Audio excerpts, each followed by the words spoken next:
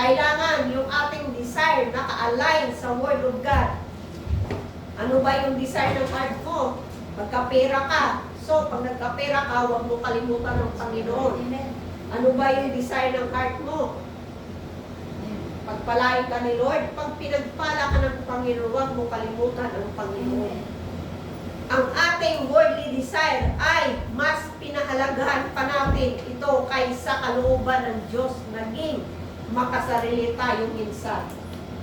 Pag tayo minsan pinaangatan ng Diyos, nakalimutan na natin siya. Huwag natin gawin yun.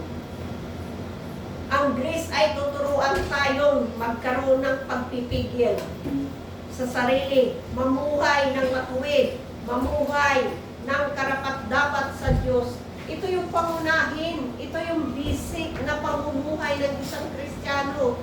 Isaayos natin yung ating buhay. Kung may previous tayo ng mga nakalipas, nakaraan, na dapat natin ayusin, i-pray natin sa Lord. Hihingi tayo ng tulong, na tulungan tayo ng Panginoon na makalaya tayo sa ganung bagay.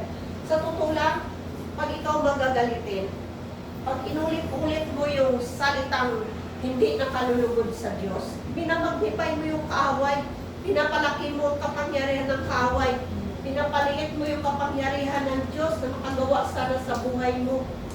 Kaya magsisi na tayo, magbago na tayo ng pamumuhay na ayon sa kalooban at tuntunin ng Diyos. Lord, tulungan mo ako, hindi ko kaya to. Lord, kaawaan mo ko. Lord, kahabagan mo ako. Nandiyan, pangako ng Diyos. Ano pa pangako ng Diyos? Kailanman hindi kita iiwan ni pabayaan man. Sapat ang mga pangako ng Diyos. Magkaroon ng pagpipigil sa sarili, mamuhay ng matuwid, mamuhay ng karapat-dapat sa Diyos, bagamat na hindi pa tayo karapat-dapat. Pero sinisikap natin, ayon sa grasya ng Diyos na maging karapat-dapat tayo. Salamat sa Panginoon sa mga matagal na